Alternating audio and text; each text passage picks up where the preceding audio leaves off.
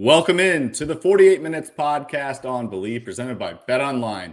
I'm Ross Geiger, the former NBA video coordinator, and I'm joined alongside Bruce Bernstein, our four-time Emmy Award winner who spent more than 3 decades at ESPN producing NBA shows, SportsCenter, and soaking up knowledge from the best hoop analysts in the business.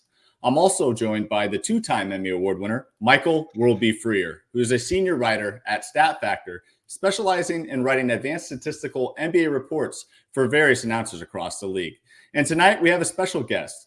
Zaza Pachulia of the Golden State Warriors will be joining us. Much more on him in a minute. But first, this is episode number 134, the Hakeem Olajuwon episode, as the Dream wore number 34 throughout his entire 18-year Hall of Fame career. Before we get things rolling with Zaza, just a quick reminder, BetOnline continues to be the world's most trusted betting platform and your number one source for online betting. From the earliest odds to in-game live betting, BetOnline provides you with all the action and the ability to watch the games as they happen.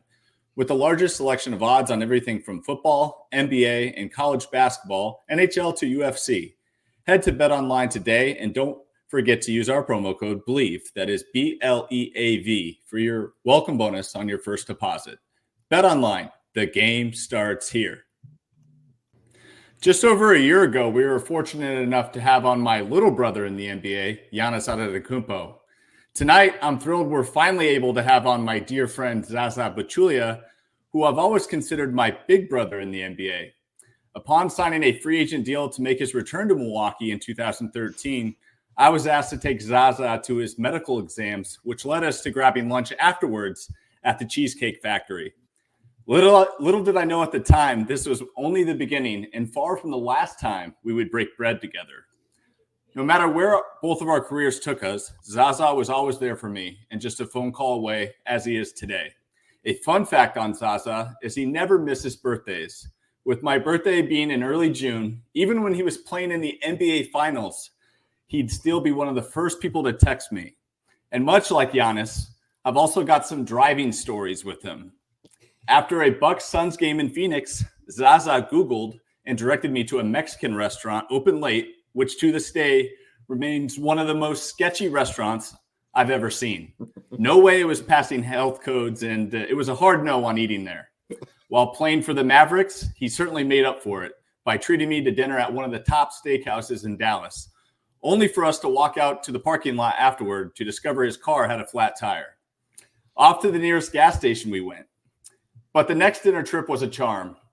While in town to face Zaza and the Warriors, he and his wonderful family welcomed me into their beautiful home for a delicious home-cooked family dinner that was topped off nicely with a fine glass of Georgian wine.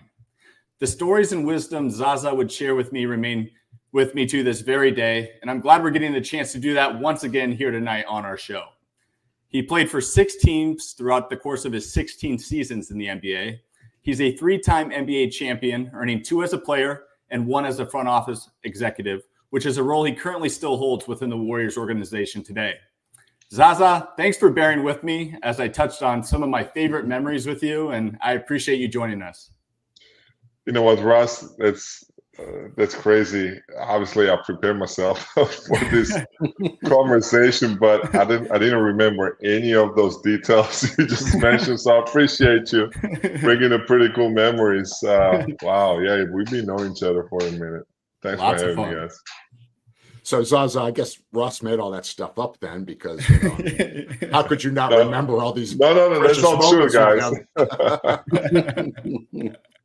All right, let me get us started here, Zaza. First of all, again, thank you for joining us. We're really honored to have you with us. When you were drafted into the league in 2003, being a European player, a lot of Euro players were considered soft, but you were definitely not soft ever. Did it take you a while of playing to kind of find the right balance between playing effective physical style of play and kind of finding the best way to use that to help your team? That's a good question, Bruce. Yeah, I remember 2003 when I first came in the league.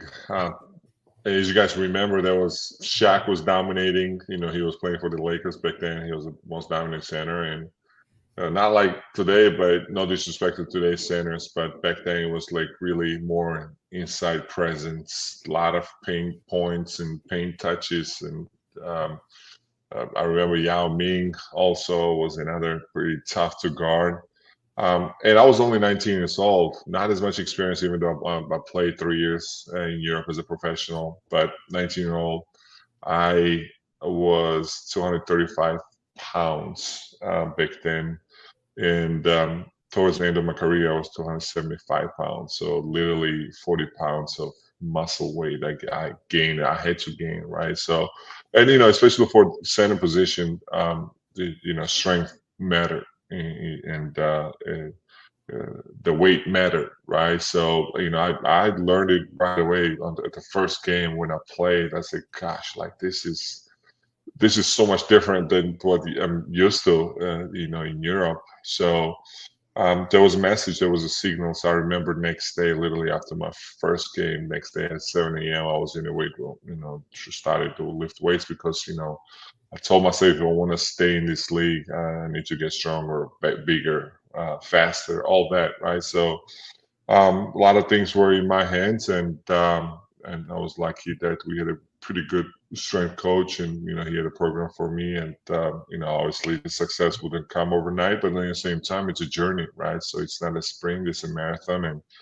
luckily it ended up 16 years, and but good thing is I figured it out as soon as I got on the court. So that's interesting. I heard that stories and words and where Europeans consider it soft, but Bruce, I can bring the names of so many amazing European players that probably going to make you feel and think that that's not the case, right? So they ended up in this league, for a very long time. They had marks in this league.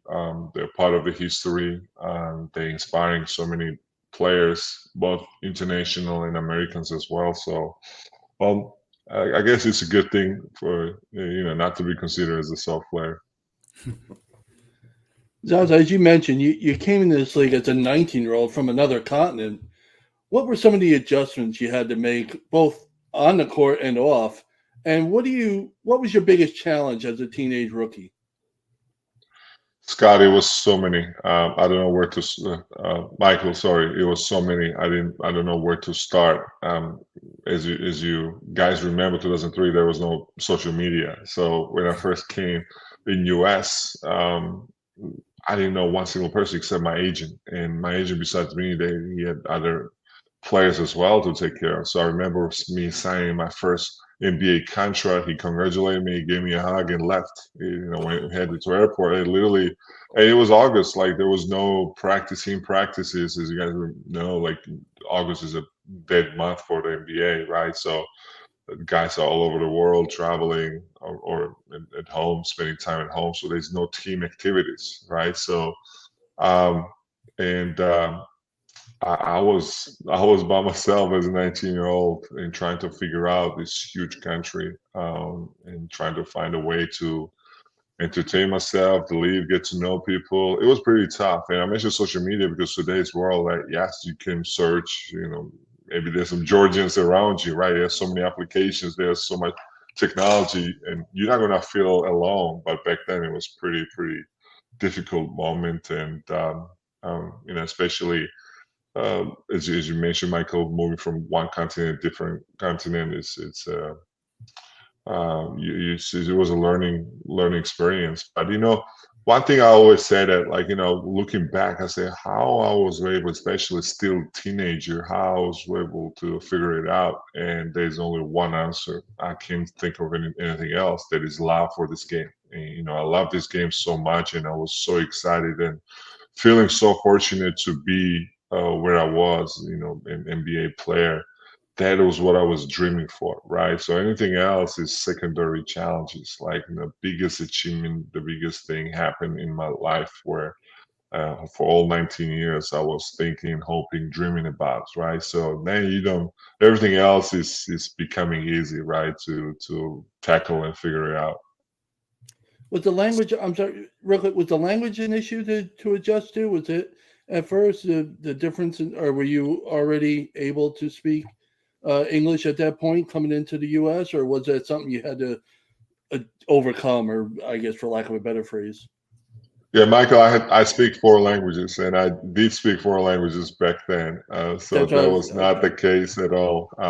And thanks to my parents actually forcing me and taking me through learning different languages. That's pretty awesome because he helped me throughout my life a lot, and especially for athlete who travels a lot and make my life so much easier.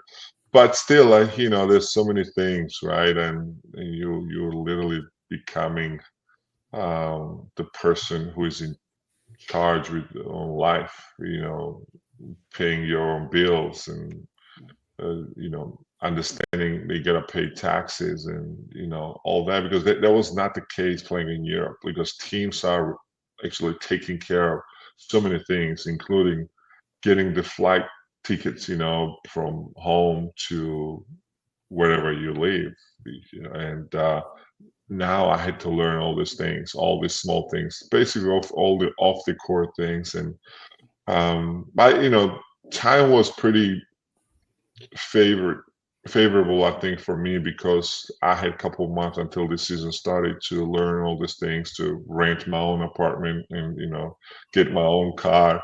But friends like Ross, and obviously it was every day, right? So even though we met with Ross, a couple of years later, um, uh, every year is opportunity to learn something, right? Because there's so many things coming at you. You cannot just get everything in the same time. So learning never stopped, and friends like Ross, and I was lucky. My first organization that was Orlando Magic. It was pretty awesome people, and I was not the first international player. They already had someone there, and it was total team effort. But it's so important for the rookie, and especially someone who is coming from different country, different culture, to end up in the right place, because like I say, it's so many things coming at you, and time is going fast, and a lot of people are getting lost when you don't have the right people around you. You mentioned how you spoke and speak 4 languages. That's one thing that Europeans are much better than Americans. I mean, most Americans speak English. Maybe some of us will speak a little Spanish, whatever. You guys, because your countries are smaller and you go from country to country, I mean, you're exposed to a lot more diversity, I suppose. So, bravo. I mean, that European folks are much better language-wise than we are. And speaking of Georgia, there's a young guy in the league right now with your old team, Goga Bitadze. You were teammates in 2017 at Eurobasket. He's previously credited you as being the best basketball player in the history of Georgia. Has Goga asked you for any guidance in his career, and what kind of things have you discussed with him?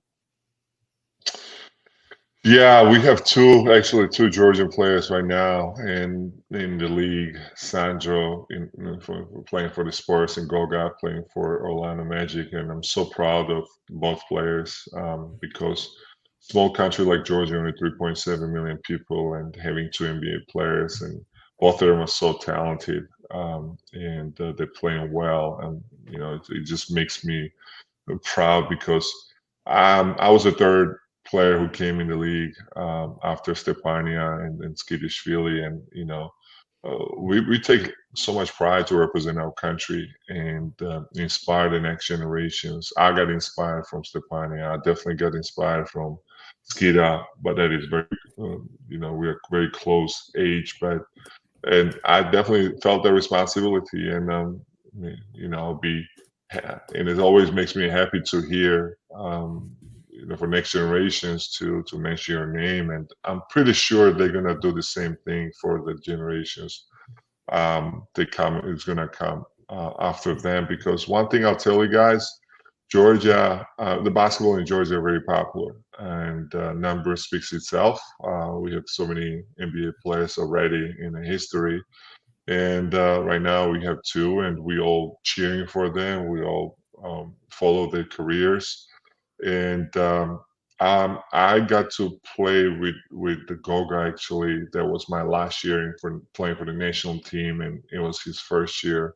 And kind of transfer happened then, right? And I wish it was a little bit more time I could have spent with him and share my experience. But he always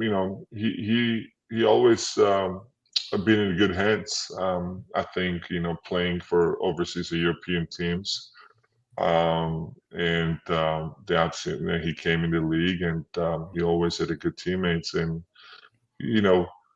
I'm so proud of him, especially this year. He's been playing really, really well. It's very hard to get minutes. It's very hard to get consistent minutes and consistent role, especially being a center in this league. And it was so hard first couple of years for him. He had to change the team as well from Indiana to Orlando, and Orlando there were a lot of ups and downs. And finally, this year he's been getting a consistent minutes. So. He's a perfect example. I think that you should keep working and control the things in your hands, right? The professionalism, discipline, and work ethic, and good things going to happen. As far as you stay patient, right? So, yeah. Now, Zaza, you were drafted in 2003, which just happened to be the same year as LeBron James. Of course, he went number 1 overall, and you went number 42. You faced him twice in the finals, and your team both won both of those series. Can you describe your feelings about the way you're feeling with how he's still continuing to go strong with his NBA career in his 22nd NBA season? Oh gosh, I have mixed feelings about that, Russ. First of all, you didn't mention so many times he beat us when he was in Cleveland. I was playing for the Hawks in the playoffs. You didn't mention that. But I focus on the bright side. The bright side. No, I like that. Appreciate you for that. But the same time, thinking that the guy from my draft class still playing, it makes me feel guilty as well. Like, did I miss anything? Like, did I not train harder or put as much effort? But trust me, I did. I think I gave everything I had. 16 years I'm super grateful. It's not easy. It's difficult. It's hard to make in the league, right? It's even harder to stay in the league, especially talking about being top 450 players in the world. And it definitely takes a lot of courage and sacrifice and hard work. So I have so much respect for the guy, still playing on the highest level. And he's so dedicated. He's still one of the best players, even though it's year 21 for him, right? So he did amazing things. He definitely made this game. Like, I always hear, like, when you come in the league, make sure you leave this game in a better place. He definitely accomplished that. He accomplished so many things. Obviously, the championships, the records, and one of the coolest things to play with his son. Recently, I played with my boys in this 3-on-3 charity tournament, basketball tournament, and I still remember that moment. It was one of the best feelings, to be honest. Like, I'll definitely put it out there with winning the championship or winning the MVP, something I never experienced before. But I'm pretty sure it's that level, Ross. And honestly, it's just so much pride. Like, you feel so great. I mean, you playing with your boys, and I have 2 boys. And that day, I couldn't sleep from excitement. It was so emotional, actually, to share the court with your boys, and you feel proud, and you feel stronger, So if anyone gonna get a chance to experience it, to play anything, like just to be on the same team with your boys, like on any court and compete, I'll recommend you guys to do that, because this is a moment you're never gonna forget. So I understand what LeBron's going through, and congratulations to him, and well deserved. And like I say, it's very rare that you see the guys playing that long in the best ways possible.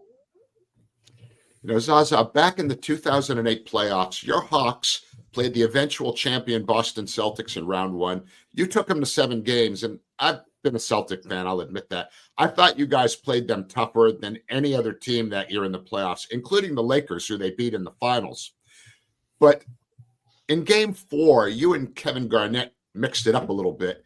And a lot of people at the time, and even looking back, credit your aggressiveness for sparking the team to a game 4 win. That tied up that series 2-2. What do you remember about that battle with KG? Anything specific come to mind? A lot of things, Bruce. I remember a lot of things. Just like, first time falling in love, right? You're never going to forget it. That was our my playoff experience. And the first playoff experience of us as a team. We had a young team, if you guys remember. We had Josh Smith, Josh Childress, Marvin Williams. We had Joe Johnson, Al Horford, Jamal Crawford, Mike Bibby. Pretty cool team. A lot of those guys, yeah. And we got to spend time for a couple of years, and this bond and relationship was built. And honestly, I was talking to Josh Smith last night, and because of those memories, because of this special times that we had on and off the court. So obviously Celtics was the favorite to win. They were dominant, probably one of the first teams who had Big Four. Now probably you see more, but back then it was very rare. So of course they were favorites, and we are young, we are inexperienced, right? So obviously everybody's talking about it was going to be swept, especially with number 1 seed playing against number 8 seed. They have a home court advantage. All that, they have all kind of advantage, right? Only thing is we're just younger on the paper. That's about it. So of course it bothers you because you're a competitor and you hate to hear those kind of things, especially coming from media, the fans, and it bothers you as a competitor. So there was a lot of fire inside of us, and especially when the series started. The first 2 games we got ass kicked in Boston, and it's always so hard to play in the Garden, right? And that atmosphere over there is probably one of the best when it comes to talking to NBA and fans and how passionate they are and history they have. So it was tough, especially looking at two games. Probably the message and tone got even louder of like, oh my God, it's going to be over, like 4-0. And game 3 in Atlanta, I remember we were so excited to play in front of our fans. First time, finally experience the playoff atmosphere and energy. And we ended up winning. It was a close game, but we pulled the game. And then we tied the series 2-2. And you can imagine what was happening inside our locker room and in our hearts and in our veins. Like, for the young players, that's what you need, right? So we were so hyped and fans were going crazy. And KG was always known as a bully player in a good way. Of course, I have so much respect for the guy because he was very authentic. And, he was not faking. He was very authentic. And I always respect the people who are behaving their own way, authentic way. So, but same time, there was so many moments throughout the series we kind of felt disrespected and bullied by him. And at some point, I say, enough is enough. And I remember after the foul. Actually, it's crazy. I was watching those highlights. I was showing to my friend who has no clue about basketball and just wanted to, he was asking me about my game, and I pulled that video and said, this was my game, right? I was crazy. And I remember that after the whistle, he elbowed me right here in this area. And it was not necessary, and I lost it. And that's when I got head-butted him, and especially playing at home, we were feeling good about ourselves. It was game 6, I believe, so they were up 3-2 because we lost game 5 in Boston. So game 6 was at home in Atlanta. So you feel kind of confident. You already beat them twice at home, and here we are, and guys trying to bully you again in front of your crowd and say, it's not going to happen. So that's what happens when you give a confidence to the young guy, and that's exactly what happened to us. And I got him in his face. I headbutted him, I remember, and crowd got in, and we ended up winning that game. So I think the whole city was celebrating that win, like we won the championship, and it was pretty special moment for the young Hawks, to take the favorite Boston Celtics to their 7-game series. And of course, he always say that Game 7, you just never know. We've seen so many Game 7s going different directions, but the Celtics were just too good to experience, too well coached, all that, and especially playing in the Garden for the young team, young squad like us was so hard, and we got blown out pretty bad. But we were so proud of our team and ourselves actually to do something special, to experience something special, to give them like easy, sweat, ran through us. No, it was not. They had to earn it. They had to work hard and play extra games too. I mean, they were a veteran team, and they had to play extra 3 times 48 minutes. So yeah, and then so then looking at also long term, you're excited as an organization to build on it, right? I mean, you feel like, okay, you got a good core, you got the right core, and then just keep developing these guys and keep building, and that's exactly what happened. Now, in the aftermath of that KG incident, we went back and watched it to kind of prep for this episode with you, Zaza. There's a video of a young Al Horford walking you away from further trouble. And Big Al is still getting it done for the Boston Celtics today. He doesn't look a lot different than he did back in 2008. Any good Al Horford stories to share? A lot. Al is probably one of my closest friends still, Ross, so after so many years. I remember when he first came in the league, he already had a back-to-back championship experience in NCAA with Florida. And that was a missing piece. And his rookie year actually was, I believe, 2008. I might be mistaken, but I remember his impact was felt right away.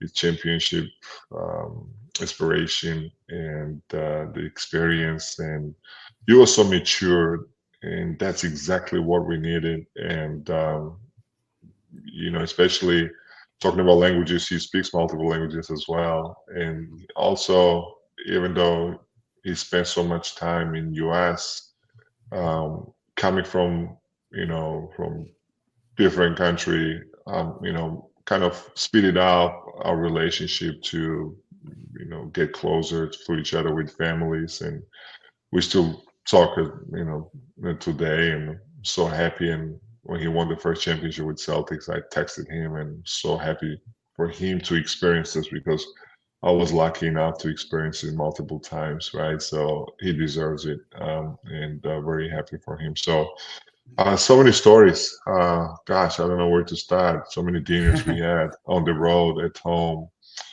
I used to call him Alberto, and he used to call me Zazito. So it's Nice. I love that guy. Really good, great human being, and he has a beautiful family.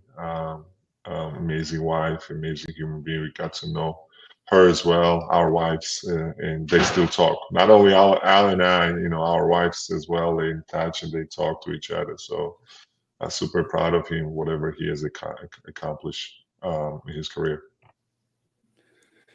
Zaza, people may not know or remember this, but in the 2015-2016 season, in your only season with the Mavericks, you came within 14,000 votes of being the starter for the Western Conference in the All-Star game. What do you remember about that period? And was there something that you or your teammates were aware of at that time? Yeah, Michael, I remember 1.5 million votes for sure. I remember that. So you do remember just a little bit of it. I cannot tell you all the names who voted for me, but the number was something like 1.5-ish million.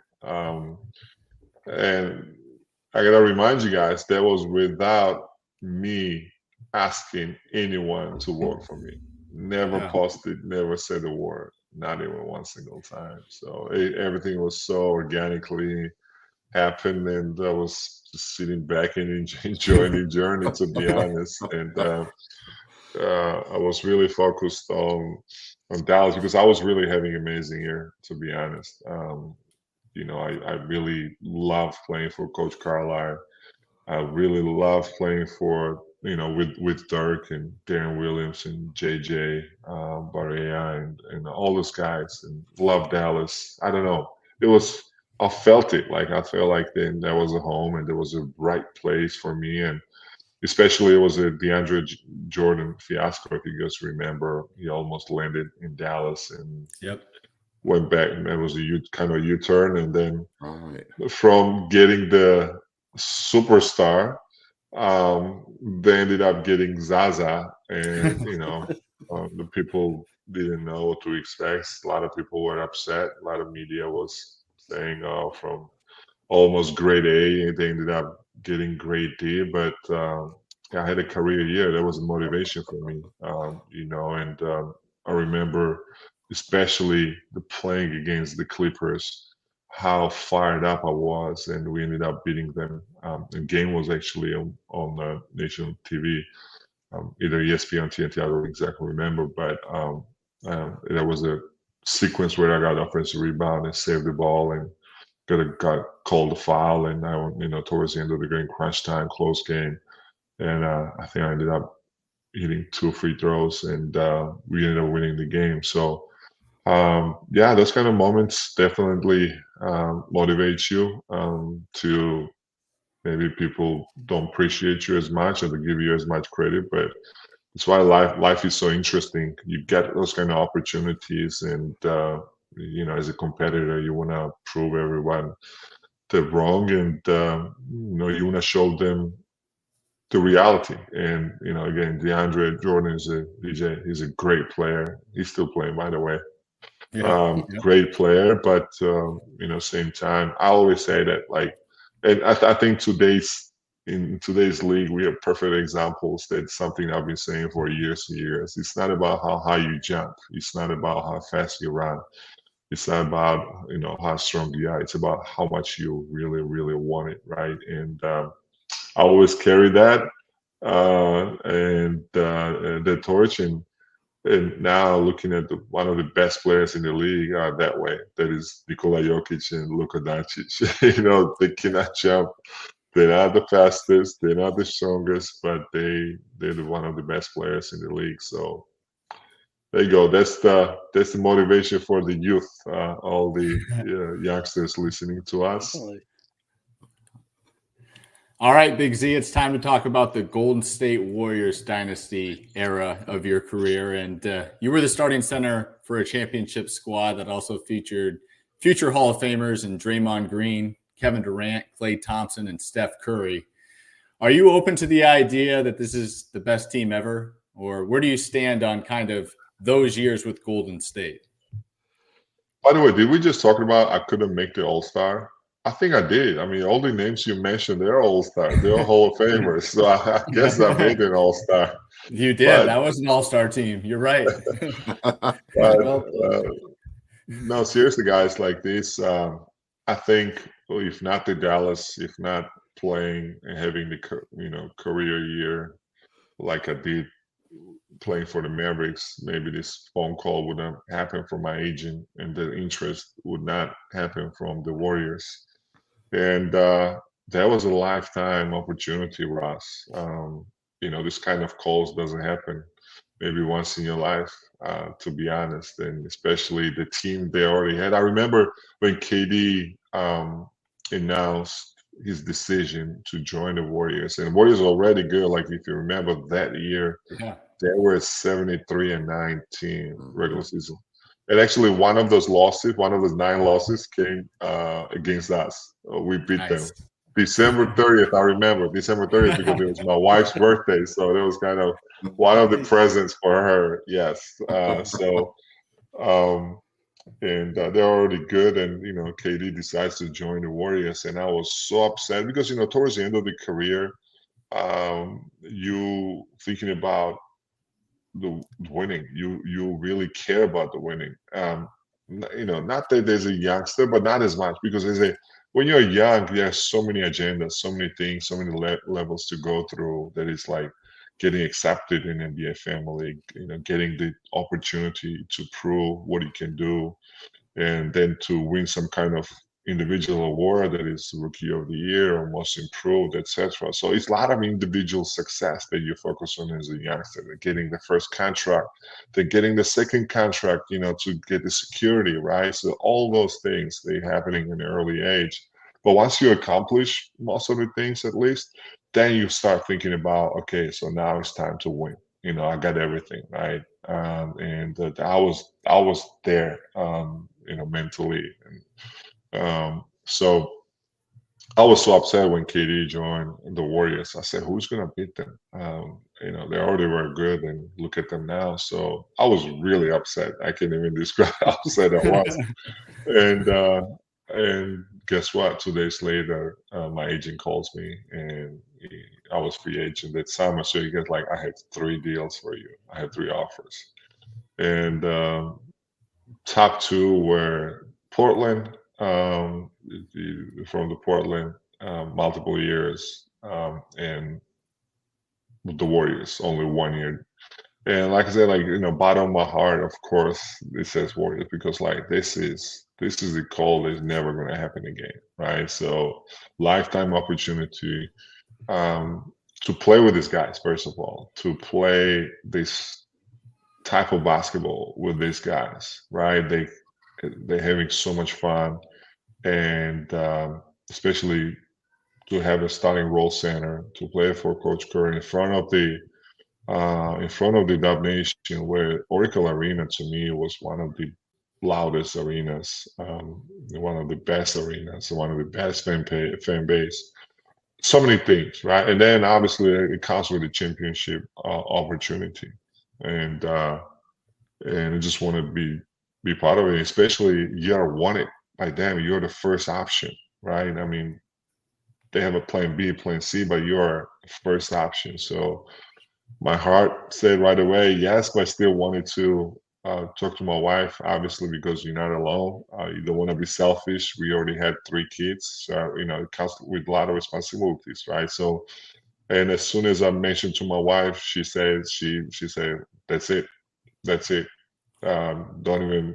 I said, she said, "Don't even think about anything else," right? So, and literally in a couple of minutes, we called. We talked with Steve Kerr. I talked with Coach Kerr, and I really wanted to hear from him as well. And rest is a history, Ross, where I was so excited to play for the team, and I think I was a perfect fit as well. Um, having so many amazing players and shooters, and you bring your physicality. That's exactly what they need. The playmaking ability, setting the good screens, and just enjoy the. That's what the Yoki says. Let the ball go and enjoy the rest. So that's exactly what I set the screen and enjoy the rest because all those shots were going up and they were going in. Yep. So we had such a great time on and off the court. That's just experience. Honestly, we were like Beatles. Every city we would go to, hotel lobbies full of fans, Dub Nation, Warriors fans all over the world. It was crazy. It was crazy experience. Now, even looking at some of the videos, you never see it, those kind of things. No, you don't. You just don't. It doesn't exist. Including today, I don't think even today any team is going through that process or getting that kind of experience. So I'm so fortunate to be part of it for 2 seasons, and both seasons ended up winning the championships, right? So when you ask me, did that kind of team existed in history of NBA? Selfishly, I would say no. But I remember there was one time a couple of years ago, Sports Illustrated compared 2017-18 Warriors starting lineup to 90 Chicago Bulls. Yeah. Just that such a huge compliment. Of course, we can argue, and especially in sports, you guys know, like, top five, top five players, right? And you're never gonna guess it right. There's always gonna be the argument, right? So of course, there's so many comments came behind it, but you know what? I'll take it. Just to be compared for 90s Bulls with that team. And of course, there are people who saying the Warriors is better, squad is better. Of course, there are lots of people who saying that the Bulls squads are better. Who cares? Just the comparisons is game over. Conversation is over there. Yeah. So again, I'm very fortunate to be part of the conversation. In that first season with the Warriors, you had the unfortunate incident in the playoffs where you closed out on Kawhi Leonard. He landed on your foot. He aggravated an injury, led to a rule that became known as the Zaza Rule about allowing shooters to land. But you were not the first player to ever be involved in a play like that. So does it bother you that that rule is sort of named after you? Do you feel that's unfair? Good question. Does it bother me? I don't know. Maybe yes, maybe no. People still talk about it. Commentators definitely mention my name, even though I'm retired right now. But you gotta look at it on the positive side. First of all, like I hate that happened, right? I mean, as a competitor, as an athlete who played this game for such a long time, who loved it, you just never want to see anyone going down with an injury, right? Because like we were playing for winning the championship. That Spurs team was playing, to win the championship too. So give them credit. They were actually up pretty big in the first half, and Kawhi was playing some amazing basketball, right? So yeah, there are a lot of people thinking that they would have win the series and win the conference because there was conference finals. It was only game one. Who knows? I'm very confident we were going to win regardless, even if we had lost the first game, because the type of team we had. Amazing team, right? So, but after that, like I say, when I mentioned about a lot of people still talk about it, like they mentioned, that tells you it happens all the time. Unfortunately, it does, especially today's game, guys, where so much three-point shooting is happening, right? It's even more. So, most importantly, I know it was not intentional. Most importantly, I was able to text Kawhi from myself. I wanted him to know from me that it was not intentional. And rest, I think I mentioned at the beginning of our conversation, there are things you can control. This is one of the things I couldn't control. It was not in my hand what the media would say, what the fans would say. I just let it be. Of course, I wish it was not a conversation and we were talking about how great team we had, but it's all good. It's all good. Still, people still talking about you, and end of the day, there's a Zaza Rule out there. So, now, Zaza, it's well noted that you're very close friends with Klay Thompson. Can you talk a little bit about his departure and what that feeling was around the organization, and when he decided to start a new chapter by going to the Mavericks, and he made his return just last month to the Bay. That whole experience, him leaving, then him returning, what was that like for you? Yeah, Klay, I love Klay. He's off the court, we build an amazing relationship, and I truly care about the guy, his family, amazing family he has. So we had a lot of great memories together. And talking about sitting on the screen, and there was one of the guys who, my goal was, to get him open, and one of the best shooters. And even that's me playing with him. Even prior to that, Klay saw always associated as a Splash Brother playing alongside with Steph with the Warriors jersey. So, of course, moments like this, either it's Klay or anyone else, it's so weird to see wearing the different jersey, right, and playing with the different teammates. But end of the day, I understand it's a business. It was his decision to join the Mavs, and if you care about someone, of course, you gotta you gotta accept his decision, and I still love him. I still talk to him times to times. I still cheering for him, right? And good thing he's happy. That's that's what matters the most for me. And end of the day, human beings, we all always get used to time is everything, right? We're getting used to everything and anything, right? So especially that we have season to play. We started really well as a Warriors organization and the Warriors team. We started really well. Last couple of games has been hard, but last game we won really big game. So it's a long season. Ups and downs is always part of the game. So we focus on our team. And Klay's return was special. Actually, there's one of the best moments I got to experience, honestly. And it was really overwhelming. I know Klay was happy. I know his family was very grateful what the organization have done.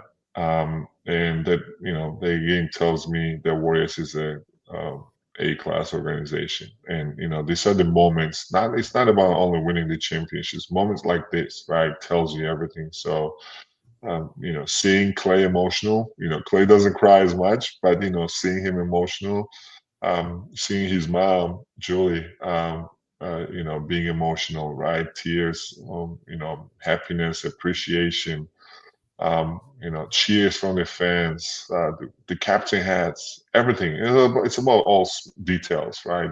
And I think the Warriors did it right way, and really show him love and support and appreciation, most importantly. And yeah, he's still playing. He's still shooting threes. And not to mention, that was a heck of a win by the Warriors, too. What a game that was between the two teams. And we also got the night from Steph at the end of that one when he caught fire. But the captain hats, I got to touch on those, Zaza. That was a nice touch for his first return to the Bay. And being that you're so close to him, I got to imagine you've been on the boat with Captain Klay a time or two. So do you have any stories from sailing the seas together?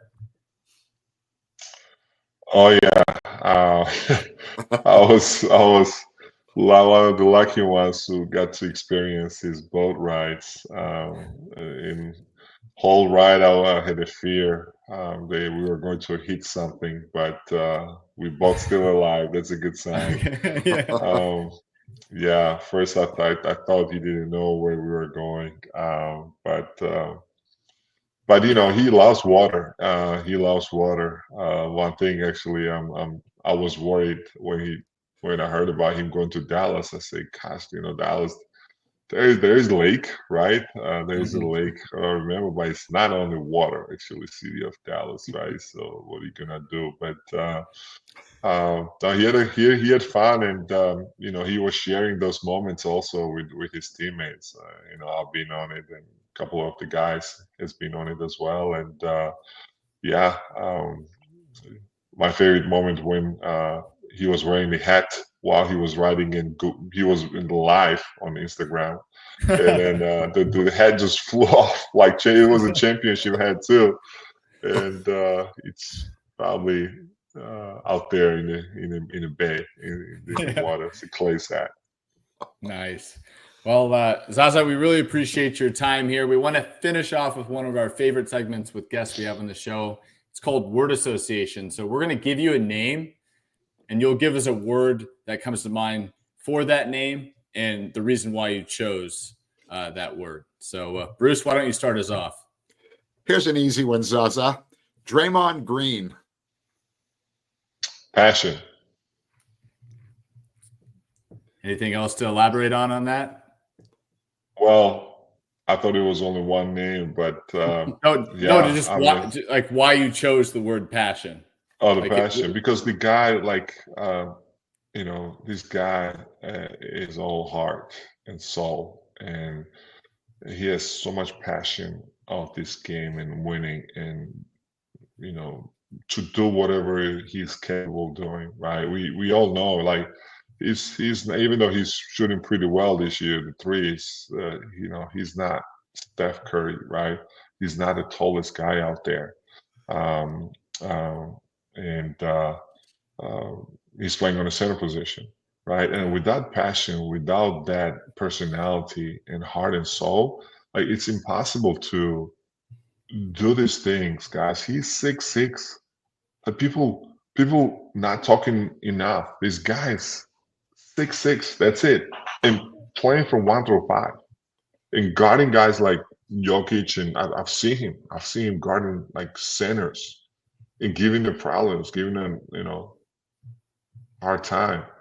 And he's so great defensively. Obviously, his playmaking ability, his IQ is next level. So it's not easy, getting drafted in the second round and suddenly turning to that type of player, the most important player probably.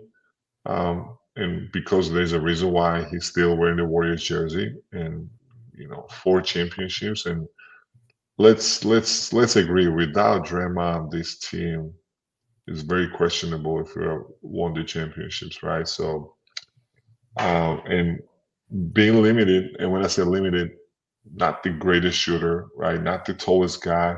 So there are other limitations, right? But still to find a way to impact his game and help this team to win in the championship with his heart, with his soul, with his passion, with his IQ, and obviously defensively, he's just awesome, right? So I'm sure every team would love to have someone like him, to win. How about Steve Kerr? Steve Kerr, Steve Kerr, Steve Kerr. He's an awesome human being. First of all, I want to start with that. Let's put on the coaching skills on the side. He's an amazing human being, very humble, down to earth. He's a nice human being, like great communicator. I was just having a conversation with him the other day, how his communication, not only with the star players, but with the role players, how much it means. I remember so many moments, like he helped me so many different ways when I was just in my head thinking, and then he noticed and called me on the side and started with icebreaking question, and then went, got to the point where there was a reason why he called me, right? So and suddenly that 2 or 3 minute conversation changed my life, like literally. And when I say changed my life, I learned so much. And one of the stories I can share with you guys, if you guys have a couple minutes, when I first joined the Warriors, I was playing in the NBA for 13 years. So it's years 14 when I joined the Warriors. So, you think that you've seen everything and people know you already and fans already know you. But suddenly the tension that this team had, and the tension I had, especially on social media, was insane. Never seen it before, anything like that. So I started thinking a lot. I said, we have a great team. Why is so much negativity coming from media and social media, right? We're winning. Like, we're literally running over the teams. We have such an amazing team. We barely lose the games. But still there a lot of negativity. So he calls me one day after the practice and he goes like, how's California treating you if you love the Bay Area, etc. And then he goes like, what's in your mind? I say, I see you thinking a lot. And I almost ask him, how do you know? But and I say, I got right. And I say, yes, coach, I don't understand it. Like, we're playing good, and I think I'm fit perfectly in the starting lineup with these guys. I don't understand why so much negativity. And he asked me this question. I said, who is your head coach? I said, you are. What about assistant coaches? I said, well, there's Mike Brown and Ron Adams and etc. All those guys. He said, what about the teammates? So I said, like, I think, what kind of questions are these? Like, easy questions, right? So I said, obviously there's this Steph and Klay, KD, Draymond, and the guys, Andre, Sean Livingston, David West, that's all my teammates. And he goes, exactly. That's what matters. It's about what we think about you, how we feel about you. And we freaking love you. I mean, you're a perfect fit for this team. And that's the most important thing. Anything else doesn't matter. And that was a game changer. Like, man, it was such a powerful moment. That's an inspirational moment. And when I was driving back home, I said, first I got mad at myself. I said, how I couldn't not, think about this. How I didn't look at it like this way. But that's why it's a team. It's called teamwork. It's a team sports where your head coach saw it that I was thinking. And when you're thinking a lot, the decision making also is slowing down, obviously, right? So and he knew me. He scouted me. He knew me, and he knew that I was pretty, making decisions pretty fast on the court, right? So that was not my usual. It wasn't my usual self, right? So after that moment, I say exactly. My teammates love me. My coaches love me. Love having me. So who cares what anybody else thinks, right? So I think that was a moment where I totally started ignoring everything else, all the outside noise. And that's why I told you guys, like, life is so precious, it's so interesting. You always learn, in moments like this, and you can share with anyone after that. No question. Next up for me, I'm curious, Giannis. Giannis, and I was so lucky to be there first 2 years when Giannis came in the league and came in this country. One word I can probably use is dedication. This guy, you could tell. You could tell day one when I first met him, the way he was handling himself, even though he didn't have the tools. Okay, when I say tools, yes, he had the potential. You could see physique, right? But he was not as strong. He was still 18 years old, guys. I mean, his English wasn't even as good, right? So, um, but his dedication was next level, amazing. Um, he cared so much.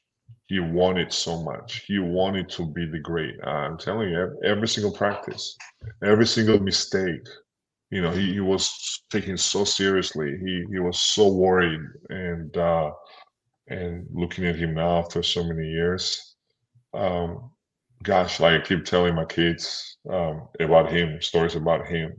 How he started and where he's at right now. All the challenges he saw, right?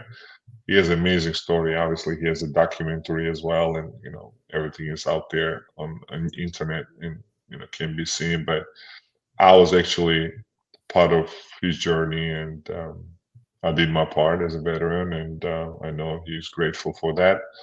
Um,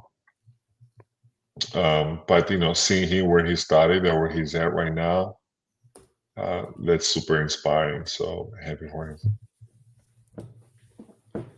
How about Dirk Nowitzki? My guy Dirk, I knew Dirk obviously both from Europe, and we interacted with each other in different places. But playing with him was one of my highlights, to be honest. And great preparation for the Warriors still. Like first time I was able to, no disrespect to anyone else, but this kind of magnitude, the mega star, the shooter, and the guy who changed the game. To be honest, like we don't know too many 7-footers being able to shoot the way the Dirk did. Probably you see him more and more now, but back then it was more rare. Uh, Talking about humble mega star, like down to earth, to me, that two people come to my mind. That's Dirk and Steph. So the way he played, off the court, totally different personality, funny, um, goofy, you name it, always wants to joke and have fun and bring the positive energy even after the losses, but he hates losing. But as soon as a game starts, totally, it's like a game face, right? Game face, and again, guy on a mission, right? So goes out there and trying to do everything to help the team to win. And that year when I actually played for Dallas, and that DeAndre Jordan situation didn't happen, everybody was saying we wouldn't make the playoffs. And at some point, we were number 3 in the Western Conference. and we ended up making the playoffs. So again, that's because of him, because of he's a winner. Okay, we're saving the best shooter for last. The final word association question. You know who it is? Stephen Curry. Steph Curry. Yeah. So, he not only he changed the game, but he ruined the game as well. I keep telling him every time I see him, and especially my boys play basketball. So I see the first thing they go in the gym, first thing they want to do is shoot the three because of Steph. But you know what's amazing about Steph? Uh, I already mentioned how humble he is and how he's such a nice person. First of all, like you guys have to see and experience when he walks in the arena, how he greets everyone from security people and knowing all the names. I mean, that means so much. Like he's gonna make you feel special. And I don't care who you are. You work for the Warriors organization, or you can be a fan, or you can be anyone. It's if you interact with him, if you have a chance to interact with him, right? But particularly for the employees in the Warriors organization, he's gonna make you feel special. He's gonna make you feel proud to be working for this organization. And I have so many stories about it. I've seen him myself. You know what's amazing about him? This is year what, 15, 16 for him? Whatever it is, doesn't matter. Every year he's coming to training camp, right? And being better. Somehow. Like you might ask yourself a question like, how this guy can get better, right? Like one day I told him that he looked like PJ Tucker because he got so stronger. Like, because Steph is known as a great shooter and greatest shooters in history of basketball, right? But he came, and this was recently too, like, maybe 2 years ago, 3 years ago, where he said, you know what, I need to put some muscle on it, right? I need to get stronger because there's a lot of times that would, we like to switch as a team, right? So the bigger guys would take him on the block and, trying to post him out. So he said, I need to be able to hold up the guys, right? So that way I don't need no double team and help. So every year he's coming better, and it's so hard to do. First of all, right? It takes so much dedication, so much effort, so much focus on small things and little things because you're already great. Like, right? You might think like, what else I can add to my game? He always finds the things to add in his game. So, if I had a one life for the player that I can choose, right? That can play forever, there'll be Steph. I'm telling you guys, there's so many amazing players came in this league with, that I remember at least, Michael Jordans and Kobe Bryant and LeBron James, Kevin Durant, right? Talking about Dirk and Giannis.